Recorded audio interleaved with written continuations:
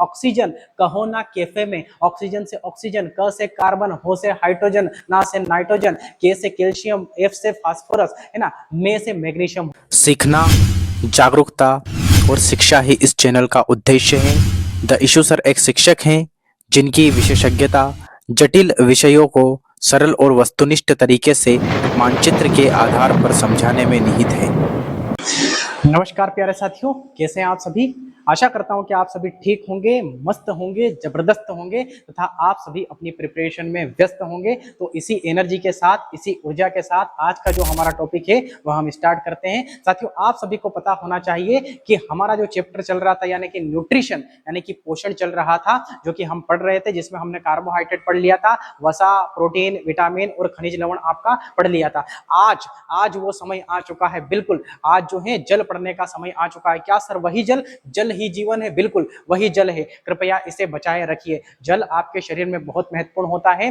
दुनिया में तो महत्वपूर्ण है ही सही, लेकिन आपके शरीर में भी यह बहुत महत्वपूर्ण होता है। तो चलिए साथियों, आज जल को हम क्या कर देते हैं, स्टार्ट कर देते हैं। जल की अगर हम बात करते हैं तो आपके शरीर में, साथियों आपके शरीर में, हमारा जो शरीर है इसमें लगभग 65% क्या उपस्थित होता है, आपका जल उपस्थित होता है। और जल के फॉर्मूले की अगर बात करेंगे हम यहाँ पर, तो आपका जो जल का फॉर्मूला होता है वह H2O होता है साथियों। क्या होता है? H2O। अगर इसमें देखेंगे तो हाइड्रोजन के 2 अणु होते हैं और ऑक्सीजन का 1 अणु होता है। कभी कभी क्या होता है, इसका रेशो भी पूछ लेते हैं। तो इसका रेशो क्या होगा साथियों? तो हाइड्रोजन के 2 अणु होंगे आपके पास में, और ऑक्सीजन के कितने अणु होंगे साथियों? ऑक्सीजन का आपका 1 अणु होगा। तो इसका अनुपात हो जाएगा 2:1, 2:1। ये इसका अनुपात कभी कभी आपसे पूछ लेते हैं।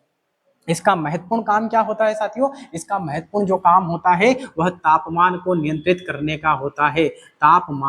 तापमान नियंत्रण का काम होता है इसका। तापमान नियंत्रण करता है, टेम्परेचर को क्या करता है? नियंत्रण करता है। हमारे शरीर में आपने देखा होगा, हमारे शरीर में अगर टेम्परेचर बढ़ जाता है तो उसे नियंत्रित करने का काम कौन करता है? आपका जल करता है। और इसीलिए कहते हैं कि जल ही क्या है? जीवन है। साथियों, आपका जो ब्लड होता है, हमारा जो रक्त होता है, हमारे रक्त का पीएच मान 7.4 होता है। लगभग 5.5 लीटर ब्लड हमारे अंदर होता है। तो ये जो रक्त होता है इसमें भी 95% आपका क्या होता है? जल होता है। तो ब्लड के लिए तो जल आवश्यक है ही सही, लेकिन बॉडी के लिए भी जल बहुत आवश्यक है। अगर जल की कमी होगी तो फिर दिक्कत आ जाएगी। इसीलिए आपको जो है बॉडी को सुरक्षित रखने के लिए लगभग 7 से 8 लीटर पानी आपको पीना चाहिए, है ना। चलिए तो बात बढ़ते हैं जल की तरफ। अगर जल की कमी अगर होगी तो आपको एक रोग हो जाएगा जिसको बोलते हैं निर्जलीकरण। जल की कमी हो जाएगी तो निर्जलीकरण हो जाएगा, निर्जलीकरण, है ना। इसको हम इंग्लिश में बोलते हैं डिहाइड्रेशन। क्या बोलते हैं भाई साहब इसे? डिहाइड्रेशन। और जल की अगर कमी होगी तो बहुत समस्या आ जाएगी साथियों, है ना। अरे हमें समस्या आ जाएगी तो फिर इंसान सभी जितने भी होंगे सबको समस्या आ जाएगी भाई साहब, है ना। और बड़ा खतरनाक होता है ये, है ना। बड़े बड़े राजा मर गए हैं इससे। क्या मर गए? बड़े बड़े राजा मर गए हैं ना। अगर 1% पानी की कमी होगी साथियों, अगर 1% पानी की अगर कमी हो जाएगी आपको, तो आपको प्यास लगने लग जाएगी। आप बोलोगे कि भाई साहब क्या पानी पिला दो, क्या लग रही है? प्यास लग रही है। लेकिन अगर 3% पानी की कमी हो जाएगी तो आपको डायरिया हो जाएगा साहब। क्या हो जाएगा? डायरिया। इसी को बोलते हैं अतिसार। क्या बोलते हैं?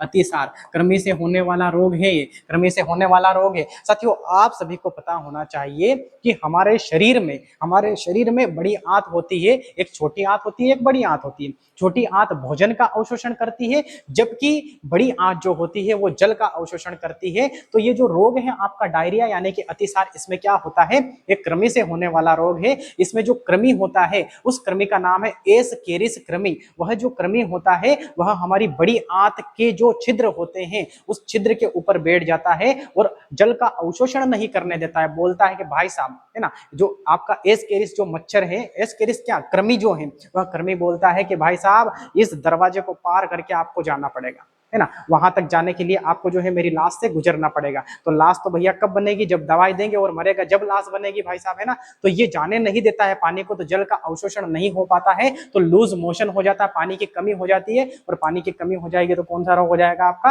अतिसार हो जाएगा, है ना। अतिसार से अच्छे अच्छे राजा मर गए हैं आपके। अच्छे अच्छे कौन से राजा मर गए साहब, है ना? अच्छे अच्छे अकबर जैसा राजा जो है, अकबर जैसा राजा, अकबर जैसा राजा मर गया भाई साहब इससे, है ना। सिकंदर, क्या सर वही सिकंदर जो जीता? हाँ वही सिकंदर, है ना। अलेक्जेंडर थर्ड, ये राजा भी आपका जो है डायरिया से मर जाता है। तो 3% कमी होगी तो क्या हो जाएगा? डायरिया हो जाएगा। साथियों अगर 10% कमी होगी तो फिर सोचिए आप क्या होगा।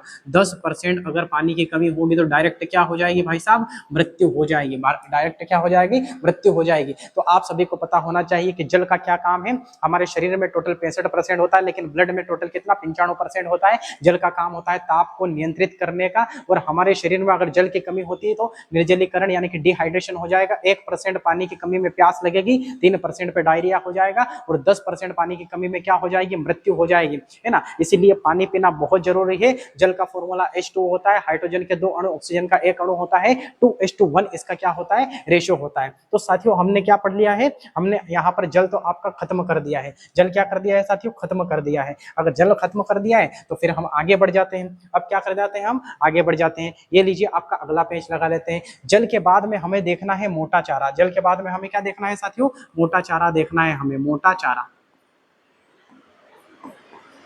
ये लीजिए मोटा चारा स्टार्ट कर देते हैं, है ना। इसी को हम बोलते हैं रुक्षांश। इसी को हम क्या बोलते हैं? रुक्षांश हम बोलते हैं, है ना। इसी को इंग्लिश में बोलते हैं रसेज। इसी को इंग्लिश में क्या बोलते हैं भाई साहब? इसी को इंग्लिश में बोलते हैं रसेज। क्या बोलते हैं इसे? इसे रसेज बोलते हैं हम। ये क्या होता है सर? ये क्या होता है? अभी हम समझते हैं मोटा चारा क्या होता है, मोटा चारा का काम क्या है भाई साहब, है ना। मोटा चारा क्या होता है? अरे मोटा चारा वही होता है, ठीक है। देखिए इसको कर देते हैं हम बिल्कुल फिक्स, और पढ़ना करते हैं फिर स्टार्ट, है ना। है ना। मोटा चारे की अगर हम बात करते हैं तो मोटा चारा यानी कि रसेस यानी कि रुक्षांश जो होता है वह एक प्रकार का चारा होता है। जैसे आपके पालक का डंठल, जैसे आपकी मेथी के डंठल, ये क्या है? एक प्रकार का मोटा चारा है। यह हमारे आहार नाल को साफ करता है। अब आहार का मतलब तो भोजन हो गया, नाल का मतलब नली हो गया। तो यहाँ से मुख गुहा से भोजन खाते हैं तो छोटी आंत, बड़ी आंत, मलाशय, गुदा, द्वार तक क्या है? आपकी आहार नाल है। उस आहार नाल को साफ करने का काम कौन करता है? आपका साफ करने का काम करता है आपका ये, है ना, रसेज करता है। तो सबसे बड़ी बात तो क्या है? सबसे महत्वपूर्ण बात यहाँ पर ये है कि आहार नाल को साफ करता है। आहार नाल, आहार नाल, आहार नाल को साफ करता है भाई साहब, साफ करता है, ठीक है। और ये जो होते हैं ये रेशेदार होता है। ये कैसा होता है? रेशेदार होता है, रेशेदार होता है। जैसे कि अगर हम बात करें, जैसे क्या हो सकता है? तो जैसे पालक के डंठल, जैसे पालक के डंठल, पालक के डंठल, पालक के डंठल, डंठल, है ना। जिसे व्रंत कहते हैं। क्या कहते हैं साथियों? इसे व्रंत कहते हैं। और ये पचता नहीं है। ये क्या नहीं होता है भाई साहब? ये पचता नहीं है। ये बात आपको याद रखनी है, ये पचता नहीं है ना। ये नहीं पचता है। जो डंठल होते हैं ये नहीं पचता है। इसीलिए इसका काम क्या होता है? यह जल को भी रोक कर रखता है। ये किसको रोक कर रखता है भाई साहब? ये जल को भी रोक कर रखता है ना। तो याद रखना है आपको, ये क्या करता है? जल को रोक कर रखता है। जल को रोक कर रखता है भाई साहब, जल को रोक कर रखता है। क्योंकि ये तो एक प्रकार का क्या है? आपका एक प्रकार का ये डंठल है। तो यह आपका रसेज होता है। रसेज का मतलब समझ गए आप? इसको मोटा चारा भी बोलते हैं। क्योंकि कौन से प्रकार का होता है? ये मोटे चारे के जैसा दिखता है, इसलिए ये क्या हो जाएगा? आपका मोटा चारा हो जाएगा। बिल्कुल आपको जो है फोकस मेरी तरफ रखना है, कंसंट्रेट करके पढ़ना है। बिल्कुल आपको सारी चीजें यहाँ पर समझ में आएगी, सारे कंसेप्ट आपके क्लियर होंगे, कोई दिक्कत आपको यहाँ पर आने वाली नहीं है। जब तक मैं हूं तब तक आपको कोई दिक्कत नहीं आएगी, चाहे कुछ भी आ जाए आपको बिल्कुल उसका सबका कॉन्सेप्ट क्या कर दिया जाएगा? क्लियर कर दिया जाएगा। तो साथियों बढ़ते हैं आगे बढ़ते हैं। अब देख लेते हैं हम ये देखते हैं कि हमारे शरीर में पाए जाने वाले विभिन्न प्रकार के पोषक पदार्थ देखते हैं, है ना। शरीर में पाए जाने वाले पोषक पदार्थ, शरीर में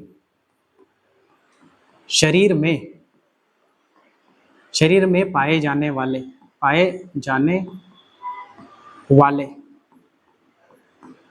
पोषक पदार्थ, यहां से क्वेश्चन बनता है भाई साहब, है ना। पोषक पदार्थ, शरीर में पाए जाने वाले पोषक पदार्थ।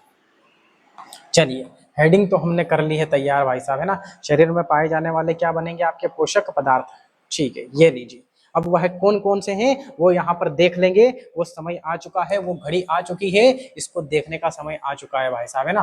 तो इसको हम देख लेते हैं यहाँ पर क्या देख लेते हैं, बिल्कुल आप सभी को पता चल जाएगा। अभी आपकी स्क्रीन के सामने दिखेंगे पोषक पदार्थ सारे के सारे। कैसे दिखेंगे? नंबर एक पर हम लिखते हैं, यहाँ पर देखिए नंबर एक पर हमें लिखना है जल। नंबर एक पर क्या लिखना है साथियों? जल लिखना है हमें। नंबर एक पर जल होता है। और जल टोटल कितना होता है? तो जल अभी मैंने आपको बताया था टोटल हमारे शरीर में कितना पोषक पदार्थ होगा, कितना प्रतिशत पोषक पदार्थ होगा? 65%। तो जल कितना होता है साथियों? जल होगा आपका लगभग 65%। लगभग कितना हो जाएगा आपका जल? तो लगभग आपका हो जाएगा 65%, यानी कि 65% हमारे शरीर में क्या होता है? जल होगा। नंबर दो पर अगर हम बात करेंगे तो हमारे शरीर में वसा होगी। क्या होगी? वसा। और वसा साथियों कितनी होगी? 15%, यानी कि 15% होगी। और अगर हम बात करते हैं फीमेल की, किसकी बात करेंगे साथियों? अगर हम फीमेल की बात करते हैं, फीमेल तो फीमेल में जो फैट होती है वो लगभग 20% होगी। उसमें और जो भी दूसरे पोषक पदार्थ होंगे वो थोड़े कम मात्रा में होंगे, लेकिन फीमेल में फैट 20% होगी और पुरुषों में फैट कितनी होगी आपकी? 15% होगी। 15% होगी साहब, है ना। अगर बात करते हैं यहाँ पर प्रोटीन की, क्या की बात करते हैं? प्रोटीन की। तो प्रोटीन भी साहब कितना परसेंट होगा? 15% होगा। कितना परसेंट होगा? 15% होगा साहब। तो प्रोटीन हो जाएगा आपका। नंबर चार पर आपका आ जाएगा खनिज लवण। क्या आ जाएगा साथियों? खनिज लवण, है ना। खनिज लवण जो होते हैं साथियों वह 4% होंगे। कितने परसेंट होंगे? 4% होंगे, है ना। 4% होंगे। और एक और अंतिम बच चुका है आपका, वह क्या बच चुका है? कार्बोहाइड्रेट। वह क्या बच चुका है साथियों? कार्बोहाइड्रेट की अगर हम बात करते हैं नंबर 5 पर बात करेंगे हम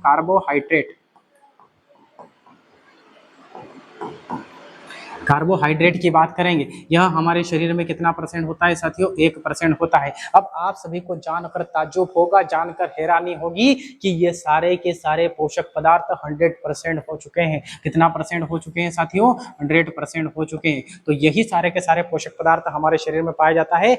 15 और 15 30% और 65 95% और 4 और 1 कितना हो गया? 5, यानी कि टोटल 100% है। तो यही पोषक पदार्थ हमारे शरीर में पाए जाते हैं। 65% जल होता है, वसा 15%, प्रोटीन 15% होता है, आपका खनिज लवण होता है 4% और 1% आपका क्या होता है? कार्बोहाइड्रेट। तो ये हमारे शरीर के अंदर पाए जाने वाले पोषक पदार्थ हैं। क्या है? पोषक पदार्थ। तो बिल्कुल कभी परसेंटेज पूछे तो आप बता सकते हो। अब हम जानेंगे आगे हम यह देखेंगे कि हमारे शरीर में पाए जाने वाले विभिन्न प्रकार के पोषक तत्व देखेंगे हम। अभी तो हमने पोषक पदार्थ देखे थे, अब हम क्या देखेंगे?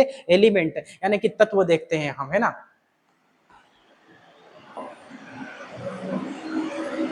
चलिए, तो शरीर के अंदर, किसके अंदर भाई साहब? शरीर के अंदर।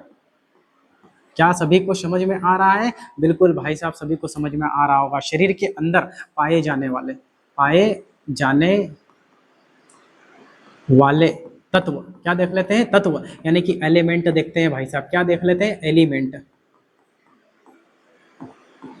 बिल्कुल आपको ना घबराने की आवश्यकता नहीं है, बहुत शानदार तरीके से आपको समझ में आने वाला है पूरा का पूरा टॉपिक, बिल्कुल, है ना।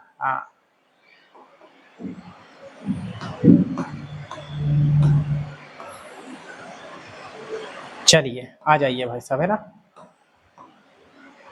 अरे जनक कहाँ जा रहा है? देखो तो सही भाई साहब को, हैं।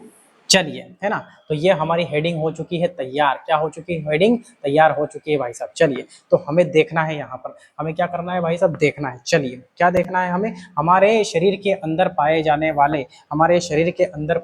वाले विभिन्न पोषक तत्व देखना है। आज हमें एलिमेंट देखना है। ऐसी ट्रिक बताएगा ना तुम्हारे को, ऐसी ट्रिक बताई जाएगी ना तो बिल्कुल खतरनाक तरीके से आपको याद हो जाएगी। ऐसी ट्रिक बताई जाएगी ना ये तत्व की, ये कभी गड़बड़ी हो जाती है इनमें बहुत सारा, है ना। इसके परसेंटेज में, इसके नाम में गड़बड़ी हो जाती है। ऐसी ट्रिक बताई जाएगी ना आपको तो बिल्कुल एकदम से खतरनाक तरीके से आपको कभी भूल नहीं पाओगे, आपको नींद में भी याद रहेगा। चलिए, तो ये आज की ट्रिक हमारे साथ। चलिए भाई साहब कर देते हैं स्टार्ट। क्या ट्रिक होगी? तो आपको याद रखना है कि ऑक्सीजन क्या कहना है हमें? कैसा है? हमें कहना है ऑक्सीजन। क्या लिखना है हमें? सबसे पहले ऑक्सीजन, सबसे पहले तो ऑक्सीजन लिखना है भाई साहब। ऑक्सीजन। ऑक्सीजन के बाद में क्या करना है कि ऑक्सीजन, ऑक्सीजन कहो ना, है ना, ट्रिक का नाम है ऑक्सीजन क्या करो, कहो ना भाई साहब, है ना। तो यहाँ पर हमने बोल दिया कि ऑक्सीजन, ऑक्सीजन, फिर क्या बोल दिया हमने, कहो ना, ऑक्सीजन क्या करो, कहो ना, कहो ना। तो ये कहो ना हो गया भाई साहब, है ना। तो क से क्या हो जाएगा, क से क्या हो जाएगा भाई साहब, क से हो जाएगा कार्बन, क से क्या हो जाएगा आपका, कार्बन हो जाएगा। हो से क्या हो जाएगा आपका, हाइड्रोजन हो जाएगा, है ना। बिल्कुल शानदार तरीके से आपको यहाँ पर पढ़ना है, हाइड्रोजन हो जाएगा। और ना से क्या हो जाएगा आपका, नाइट्रोजन हो जाएगा, नाइट्रोजन, नाइट्रोजन। अरे पूरी तो होने दो भाई साहब, क्या बदतमीजी की हद पार करते हो, इसको देखो तो सही, आपको मजा आ जाएगा एकदम से खतरनाक तरीके से, है ना। तो देखिए ऑक्सीजन, कार्बन, हाइड्रोजन और नाइट्रोजन। तो ऑक्सीजन कहो ना, कहो ना, ऑक्सीजन क्या करो, कहो ना, है ना। और अपन क्या बोलेंगे, कहो ना कहाँ पर, कैफे में, कहाँ पर कहो भाई साहब, कैफे में कहो, कैफे में, है ना। कैफे, कैफे और में, कैफे में, है ना, कहाँ पर कहो भाई साहब, कैफे में कहो ना। किसको हम बोल रहे हैं, हम बोल रहे हैं ऑक्सीजन को। हम किसको बोल रहे हैं, हम ऑक्सीजन को बोल रहे हैं कि ऑक्सीजन कहो ना, ऑक्सीजन क्या करो, कहो ना। कहाँ पर, कैफे में। ऑक्सीजन कहाँ पर कहना है आपको, कैफे में कहना है। तो के से क्या हो जाएगा भाई साहब, कैल्शियम हो जाएगा। क्या हो जाएगा, कैल्शियम। बहुत बार यहाँ से क्वेश्चन पूछते हैं और हर कोई फंस जाता है इस क्वेश्चन में, एग्जामिनर घुमा घुमा के क्वेश्चन देता है। अब आपको घबराने की आवश्यकता नहीं, मैं हूं आपके साथ, जब तक मैं हूं तब तक आपको कोई दिक्कत आने वाली यहाँ पर नहीं है। तो चलिए आ जाइए, के से क्या हो जाएगा, कैल्शियम। फ से क्या हो जाएगा, फास्फोरस, फास्फोरस, फास्फोरस हो जाएगा, ठीक है ना साथियों। और में से क्या हो जाएगा प्यारे साथियों, मैग्नीशियम हो जाएगा। क्या हो जाएगा, मैग्नीशियम, मैग्नीशियम हो जाएगा। बिल्कुल बिल्कुल, बहुत शानदार तरीके से सर समझ में आ गई है। बिल्कुल ऐसे ही समझ में आएगी, अगर मुझसे पढ़ोगे ना तो बिल्कुल मजे आ जाएंगे आपको, है ना। तो क्या करना है, ऑक्सीजन कहो ना कैफे में, ऑक्सीजन से ऑक्सीजन, क से कार्बन, हो से हाइड्रोजन, ना से नाइट्रोजन, के से कैल्शियम, एफ से फास्फोरस, है ना, में से मैग्नीशियम हो जाएगा। बिल्कुल। अब आपको परसेंटेज भी बता देता हूं भाई साहब, है ना। ऑक्सीजन जो है, अब आप सभी को एक यहाँ पर याद रखना है कि जो H2O फॉर्मूला देखा था हमने, उसमें हमने जल देखा था।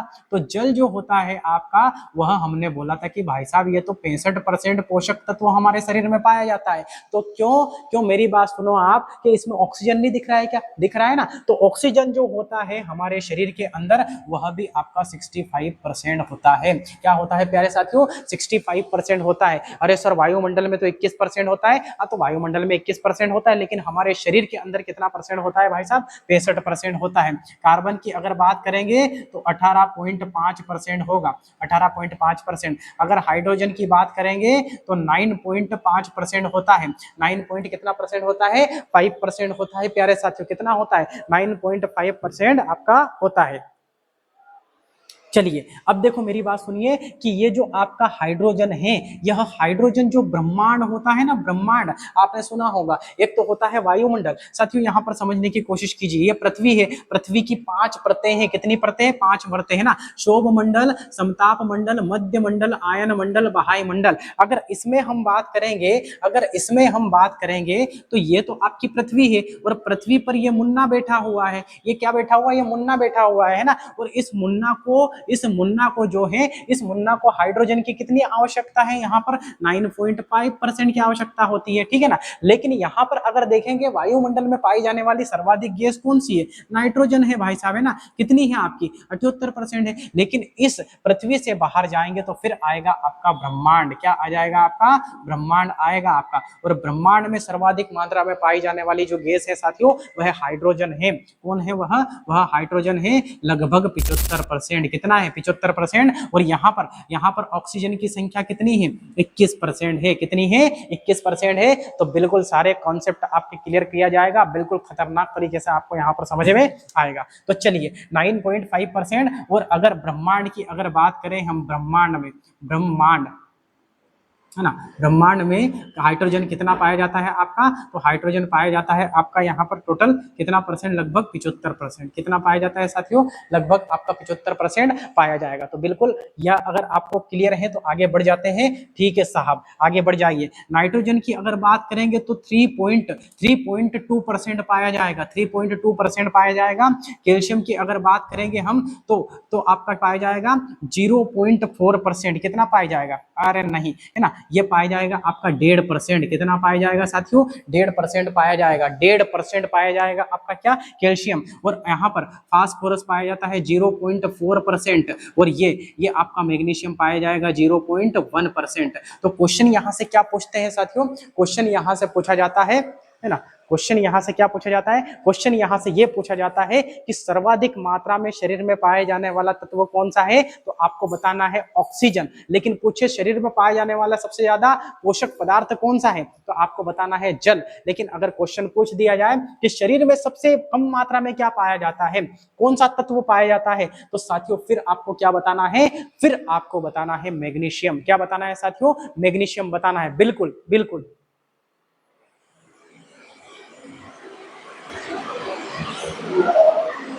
है ना। इतनी बात तो साथियों आपको समझ में आ चुकी होगी, इतनी बात तो आपको समझ में आ चुकी होगी कि सर्वाधिक मात्रा में पाए जाने वाला तत्व कौन सा है? ऑक्सीजन है। और सबसे कम मात्रा में पाए जाने वाला तत्व कौन सा है? मैग्नीशियम है। यह मैग्नीशियम साथियों कहां पर पाया जाता है? यह पत्तियों के ऊपर क्लोरोफिल पर आपका मैग्नीशियम पाया जाएगा। कहां पर पाया जाता है? पत्तियों के ऊपर पाया जाता है।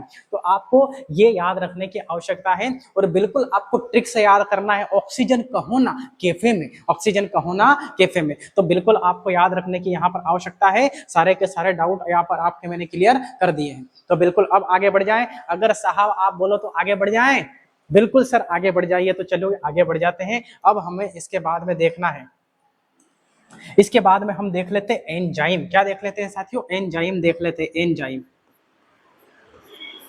एक तो हम एंजाइम देखेंगे, एक हम देखेंगे हार्मोन्स। एक हम क्या देखेंगे? हार्मोन्स देखेंगे साथियों, है ना। एंजाइम देखेंगे और हार्मोन्स देखेंगे, इसी से संबंधित है साथियों, इसीलिए ये देखेंगे हम, है ना। बिल्कुल आपको कोई दिक्कत यहाँ पर आने वाली नहीं है, इसी से संबंधित है, इसलिए हम यहाँ पर देखेंगे। अब एंजाइम क्या होता है? एंजाइम क्या होता है? तो एंजाइम को हम देख लेते हैं, है ना।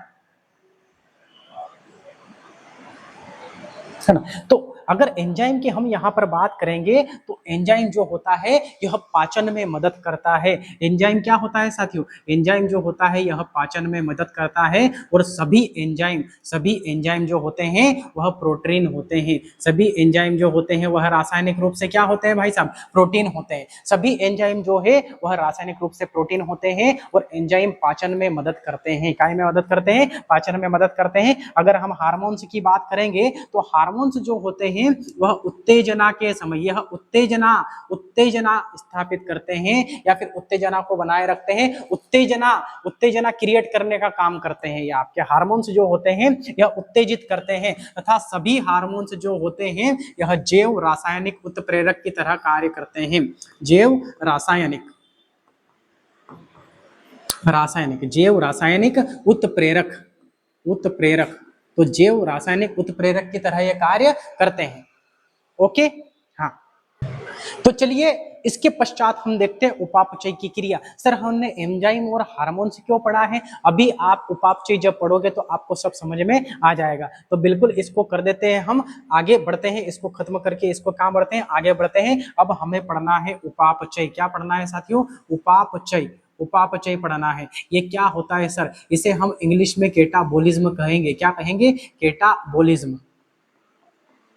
सर ये क्या होता है? बिल्कुल अभी समझ लिया जाएगा इसको अच्छे तरीके से, है। चलिए कोई दिक्कत आपको आने वाली नहीं है। जब तक मैं हूं तब तक आपको कोई दिक्कत नहीं आएगी भाई साहब, है ना। तो कैटाबोलिज्म समझते हैं। कैटाबोलिज्म क्या होता है, यानी कि उपापचय क्या होता है?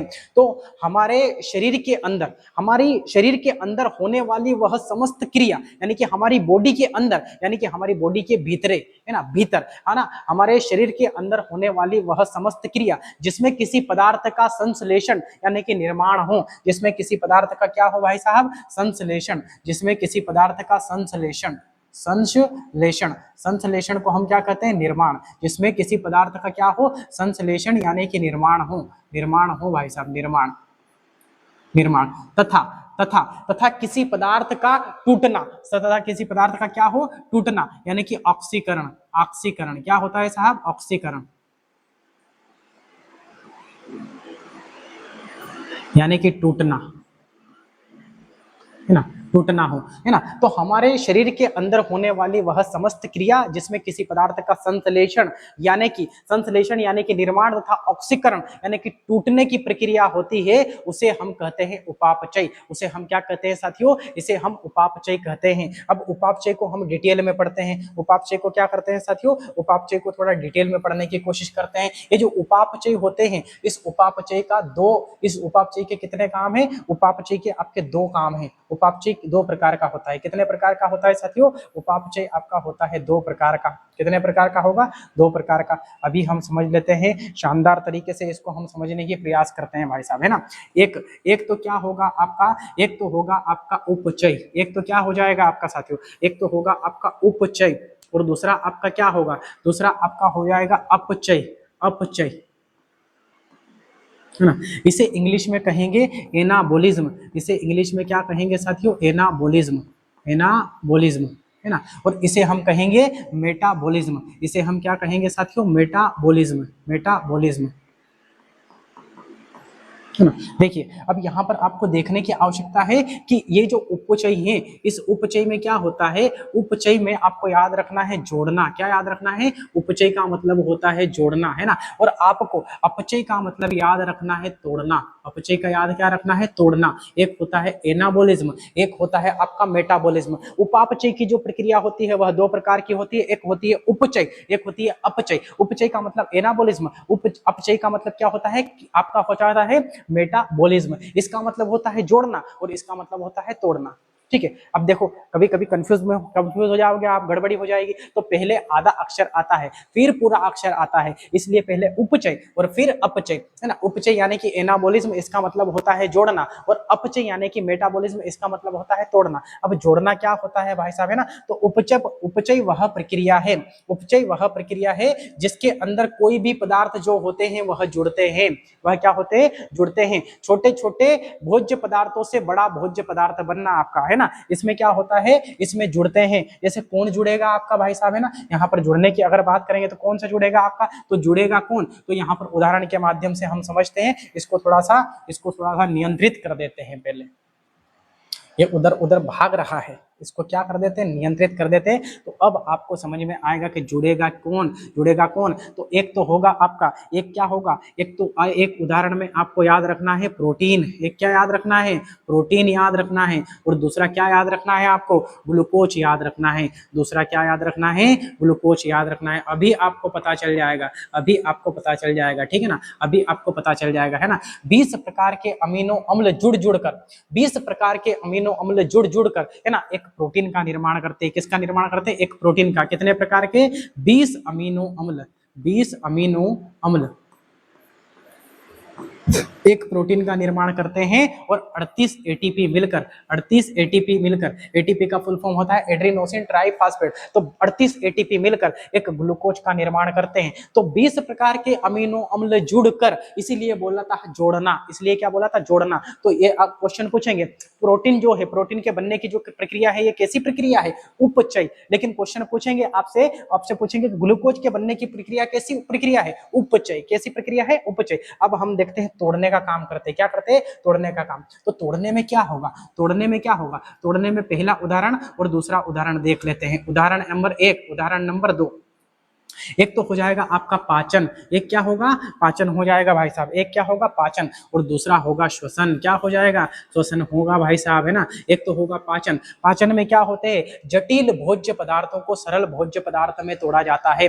जटिल भोज्य पदार्थों को सरल भोज्य पदार्थ में तोड़ा जाता है। और श्वसन क्या होता है, श्वसन में भी हमारी जो हवा अंदर प्रवेश करेगी तो बहुत सारी गैसें होंगी, नाइट्रोजन, ऑक्सीजन, कार्बन डाइऑक्साइड, सब कुछ होगी। उसे छांट कर फिर, है ना, तोड़ा जाता है उसमें। तो इसमें जोड़ना होता है, इसमें तोड़ना होता है। तो आप सभी को पता चल चुका होगा कि उपापचय की क्रिया यानी कि कैटाबॉलिज्म की जो क्रिया होती है वो दो प्रकार की होती है। और स्पष्ट तरीके से दिखा हुआ है, यहाँ भी तो निर्माण और टूटना ही लिखा रहा है। इसी को बोलते हैं उपापचय यानी कि कैटाबॉलिज्म। ये दो प्रकार की होती है, एक एनाबॉलिज्म, मेटाबॉलिज्म। उपचय, अपचय, जोड़ना, तोड़ना। जोड़ने का काम कौन कौन सा होता है, प्रोटीन और ग्लूकोज, है ना। एक प्रोटीन का निर्माण किससे होता है, 20 अमीनो अम्ल से होता है। और एक ग्लूकोज का निर्माण कितना होता है, 38 एटीपी से। और और अगर इधर क्वेश्चन पूछे तो क्या हो जाएगा, पाचन और श्वसन। अब क्वेश्चन ध्यान से सुनिए आप, है ना, कि ग्लूकोज की जो प्रक्रिया है निम्नलिखित में से किसके अंतर्गत आएगी, उपचय। लेकिन पाचन की जो प्रक्रिया है वह उपापचय में किसके अंतर्गत आएगी, अपचय। किसके अंतर्गत आएगी, अपचय के अंतर्गत आएगी। बिल्कुल बिल्कुल आपको सारी चीजें समझ में आ चुकी होगी, सारी चीजें आपको बहुत शानदार तरीके से समझ में आ चुकी होगी। और अब आपको देखना है यह कि ये जो उपापचय की प्रक्रिया है आपकी, उपापचय की जो आपकी प्रक्रिया है इसको कंट्रोल करने का काम कौन करता है। तो आपकी जो उपापचय की प्रक्रिया है इसे कंट्रोल करने का काम कौन करता है साथियों, इस उपापचय की प्रक्रिया को कंट्रोल करने का काम करते हैं एंजाइम। कौन करते हैं, एंजाइम। और एक करते हैं हार्मोन्स। कौन करते हैं, आपके हार्मोन्स। हार्मोन्स करते हैं, हार्मोन्स, है ना, एंजाइम हार्मोन्स। और एक करते हैं आपके विटामिन। कौन करते हैं, विटामिन करते हैं, विटामिन करते हैं। आप सोच रहे होंगे ना, आप सोच रहे होंगे सर पहले एंजाइम क्यों पढ़ाया, एंजाइम इसीलिए पढ़ाया है, ये तीनों चीजें कंट्रोल करने का काम करती है भाई साहब। ये तीनों चीजें क्या करती है, ये तीनों चीजें आपका क्या करती है, कंट्रोल करने का काम आपका करती है। तो बिल्कुल आप सभी को अच्छे से समझ में आया होगा। बिल्कुल देखिए यहाँ पर, है ना, सारे टॉपिक हमने यहाँ पर पढ़ लिए हैं, आपके सारे टॉपिक पढ़ लिए हैं। जल से हमने चालू करा था, जल भी हमने पढ़ के खत्म कर दिया है। उसके बाद में रसेज हमने पढ़ के खत्म कर दिया है। उसके पश्चात शरीर में पाए जाने वाले पोषक पदार्थ देख लिए हैं। उसके पश्चात शरीर के अंदर पाए जाने वाले तत्व देख लिए हैं, है ना। और उसके पश्चात हमने एंजाइम और हार्मोन्स भी देख लिया। एंजाइम एक प्रकार का प्रोटीन है और हार्मोन्स एक प्रकार का जैव रासायनिक उत्प्रेरक है। और ये दोनों जो है यह कैटाबॉलिज्म यानी कि उपापचय की प्रक्रिया को कंट्रोल करने का काम करते हैं। बिल्कुल बिल्कुल बड़ी मुशक्कत के बाद, बड़े दिनों के बाद में आज का जो हमारा टॉपिक है, हमारा टॉपिक क्या हुआ, खत्म हुआ। यानी कि न्यूट्रिशन यानी कि पोषण क्या हो चुका है, खत्म हो चुका है। बहुत बहुत, है ना, बहुत बहुत बड़ा टॉपिक था ये। तो ये हमारा टॉपिक क्या हो चुका है, खत्म हो चुका है। तो अब क्लास को क्या करते हैं, हम खत्म करते हैं और अब मिलेंगे हम अगले एपिसोड में, है ना, कुछ इसी प्रकार के शब्दों के साथ, कुछ इसी प्रकार के विचारों के साथ, कुछ इसी प्रकार के सेशन के साथ हम मिलते रहेंगे। अगर आपको कोई दिक्कत है तो कमेंट के माध्यम से जो है आप उस दिक्कत को पूछ सकते हो। और आपको जो भी टॉपिक पढ़ना है साथियों, जो भी टॉपिक आपको पढ़ना है वो कमेंट में लिख कर भेज देना कि सर ये टॉपिक हमें पढ़ना है, वह टॉपिक आपको पढ़ा दिया जाएगा। तो अब क्लास को हम करते हैं खत्म। आप सभी का बहुत बहुत शुक्रिया, बहुत बहुत धन्यवाद।